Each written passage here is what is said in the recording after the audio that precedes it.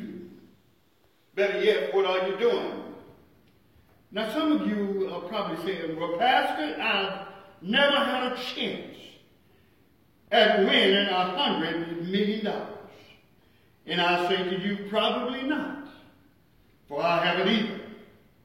But you've had a chance to make $1,000 or $100 or $10. But no matter the amount, it may not be the same, but the choices are.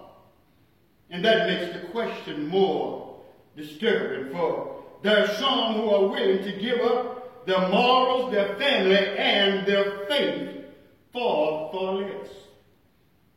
And the word for that is greed. And the dictionary defines greed as an excessive or reprehensible acquisition. But I come to tell you today that Jesus also has a definition for greed. He called it the practice of measuring life by possessions. See, church, in our society today, greed equates a person's worth with a person's purse. In other words, if you got a lot, then you are a lot. And if you are the sum total of what you own, then by all means own it all. No price is too high, no payment is too much, but that is who you are. But I believe that's what Jesus is cautioning us against today in our text. For verse 15, as we enter into the text, he says, take heed and beware of covetousness, for a man's life consisted not in the abundance of the things which he have possessed. And that's the point Jesus is making in this parable. Now, when you read this parable and you study, you find that this man's land had produced a bountiful crop. And it was in such abundance that he thought to himself, and he said, what shall I do? He had no plans or no place to put it. But actually, it didn't take him long to decide. For verse 18 says, he said, this will I do. I will pull down my barns and build greater.